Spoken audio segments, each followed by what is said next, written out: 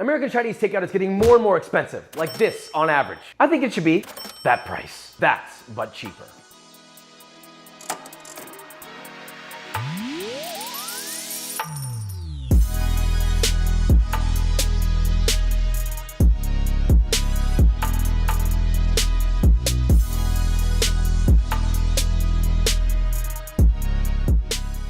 We're making what I would consider an ideal American Chinese takeout meal. Inflation's real. I'm sorry. With the average rising price of the Chinese takeout meal, what was once thought to be this iconically cheap, full of life, bountiful amounts of vegetables and meat and rice, for something that was low cost, and now it's this? Absurdity. This needs no further explanation, so let's make this, shall we? All right, first and foremost, let's start with the rice. 2 cups or 380 grams of white rice, ideally medium grain. Do I even have to say it anymore? Just wash it. You cook that with whatever you got, but we all know the right way is with a rice cooker, which if you're using one, it would be 2 cups or 473 milliliters of water. Close it, press the on button, and you're done. Next up, Kung Pao pork. First, you're gonna need 1 pound or 450 grams of boneless Boston butt. Slice that bad boy thinly, about 1/3 of an inch thick. Toss it into a medium bowl. Season lightly with salt, and add 1 1/4 tablespoon or 11 grams of cornstarch. Toss together until fully coated and set to the side. Guess what, brother? You're gonna need a second bowl. Bing, bang, boom. Now to that, you're gonna add 2 tablespoons or 27 grams of sugar, 2 tablespoons or 22 grams of white distilled vinegar, 1/4 cup or 60 milliliters of soy sauce. Stir that together until the properties of solubility cause the sugar to dissolve, or some shit, I don't know. And finally, whisk in 1 1/4 tablespoon or 11 grams of cornstarch until dissolved. All right, it's wok time. If you don't get your wok hay, then you can walk out of the building. First, enough vegetable oil to coat the bottom, about 2.5 tablespoons. Heat over high heat, and once that's add in your pork, spreading it evenly, and let that sear for about 2 to 3 minutes, tossing occasionally until you get some decent browning. Now remove that, add more oil, and add 1 red bell pepper, diced, 1 green bell pepper, diced, 2 green onions, cut into 1-inch segments, 7 garlic cloves, finely chopped. That's right, 7. A 1/2-inch knob of ginger, finely chopped. Season to taste with salt, and stir fry that bad boy. Once it begins to soften, if you want, add 1.5 teaspoons or 4 grams of red pepper flakes. Now, home stretch. Once all that is nice and fragrant, stir fry in 1/2 cup or 64 grams of roasted peanuts. Add your pork back in, stir fry that to heat it back up, and finally, pour in your sauce and stir fry aggressively to coat every little square inch, little piece of yummy goodness, and watch the magic happen as it thickens, clings, shines.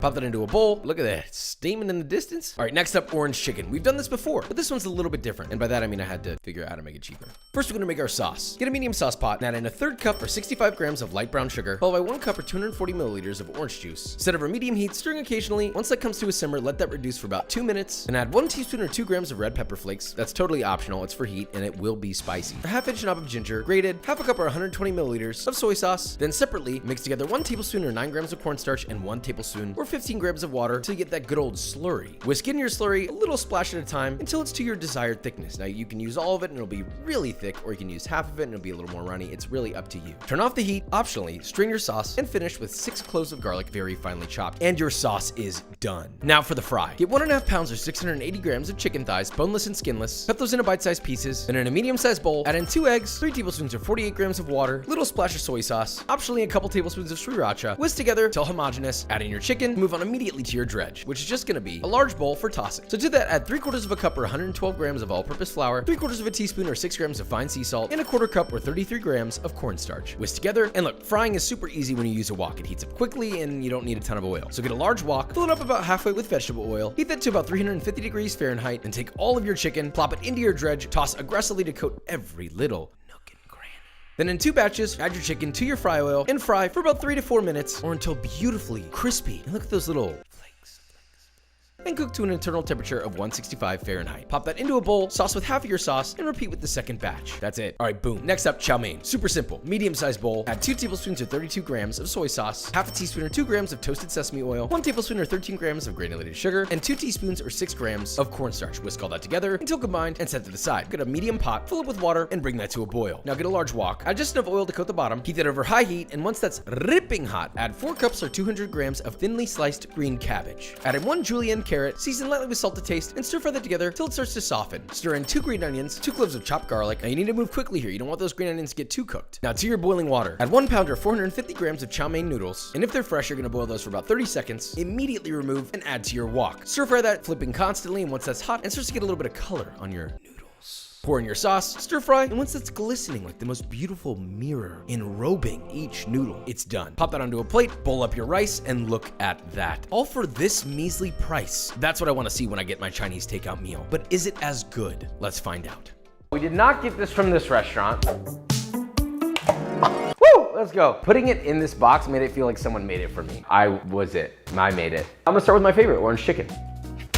Unparalleled to any other orange chicken on the market. In most cases, if you make orange chicken at home, it's going to be better than takeout. Every single time, no fail, juicy. That's the first off. Crunchy, and yet delicate. Kung Pao pork, you could do with chicken, but I want a little bit of variety here, right? Immediately better with pork. A little spicy, a little salty, tiny bit of sweetness, and then the spice creeps up a little more. Rice is nice. We already know where this is about to go. I have to change. And of course, chow mein, looking lovely. Nudes. Do people still say that? What do they say, Pano? Hello, ladies. I'm single. That's not what they say. This is not your personal advertisement. Noodles. The benefit of making it yourself is you can put whatever the you want to put in there. But what's it like? Balanced, chewy, noodly, but some vegetable freshness. All in all, this is a spectacular American Chinese takeout meal for this price that you can completely control. But do you want to know what else you can control? B-roll.